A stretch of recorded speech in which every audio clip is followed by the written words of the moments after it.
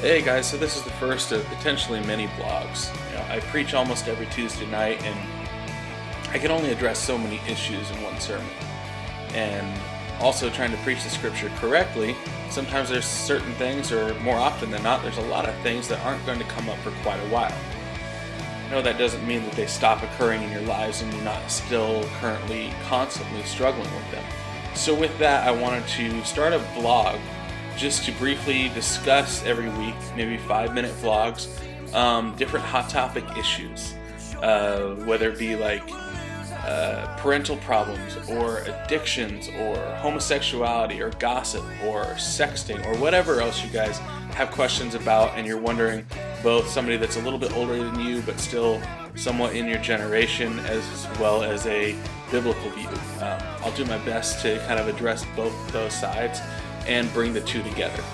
Also, if you wanted to discuss any theological issues, the longer I do what I do, the more I'm becoming a Bible geek, and I love talking deep theology. If you want to talk about like predestination or end times or the Trinity or just whatever you have questions about. Today I wanted to address something that is not directly in Scripture, but I feel like it's a growing problem in our culture and generation. That is tact. T-A-C-T. That's a word I don't think gets used very often anymore, and I think that's a problem because I think people are starting to not have a concept of tact. Both like my age and older and teenagers, like all over the place, we're just losing the sense of tact. And tact particularly regarding Facebook. I'm shocked at some of the stuff I see people post. People just throw out little comments just to get attention, but don't understand, how that can be affecting and impacting their lives. Also, tact regards, when and when not, and where not to say something or not say something. Honestly, I feel like our generation is getting dumber with social networking rather than getting smarter. What I'm referring to when with this sort of thing is when people say stuff like, "I can't believe she said that," or "My parents are so dumb," or "He doesn't know what he's missing," and you just like leave it like that. Like, okay, I'm just gonna throw out a random comment, and it really has, no, I'm not looking for anything other than to make people look at my Facebook and say, "Oh man, I wonder what's going on in their life." And you need to understand and have a regard for a sense of tact to be like, yeah, your parents might be so dumb in this issue. Get a hold of a friend that you can talk to one-on-one. We all act like we have these deep, meaningful relationships with all our Facebook friends. But to be honest, I don't know, I have like 100-something Facebook friends, I think. I know like maybe a quarter of them well. And maybe an eighth of them do I carry on conversations with regularly.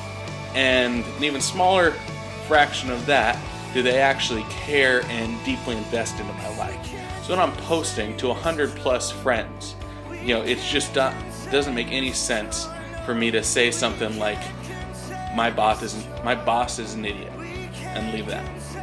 To bring this around to Scripture and give you some sort of biblical context, a passage I quote a lot, particularly when we're talking about gossip, or any sort of dirty joking or cursing, but I think it really applies to our tact in social media as well, is Ephesians 4:29, which says, "Don't use foul or abusive language. Let everything you say be good and helpful, so that your words will be an encouragement to those who hear them." So often we're saying things and they have absolutely no purpose.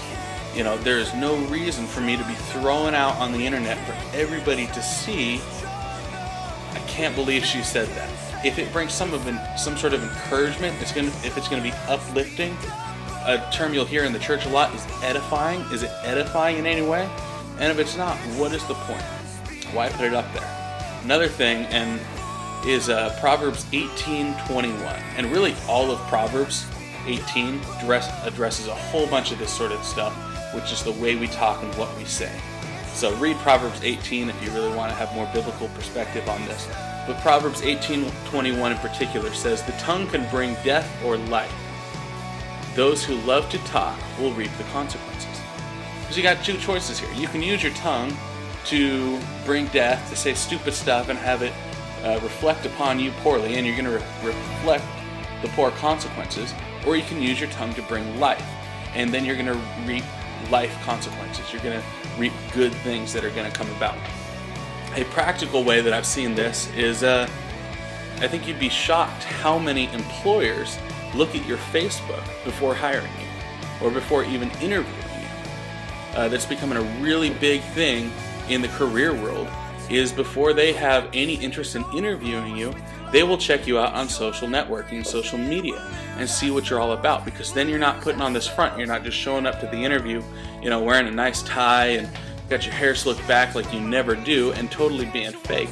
They can see, okay, well, this person, says this sort of stuff all the time and whatever. So anyways, there's just a few of mine and hopefully biblical concepts and thoughts and stuff on tact and what we say or do not say on Facebook. Thanks a lot for tuning in. Subscribe to the channel and post any comments that you have on either this topic or stuff that you'd like to talk about in the future. Thanks a lot, and I'll talk to you guys later.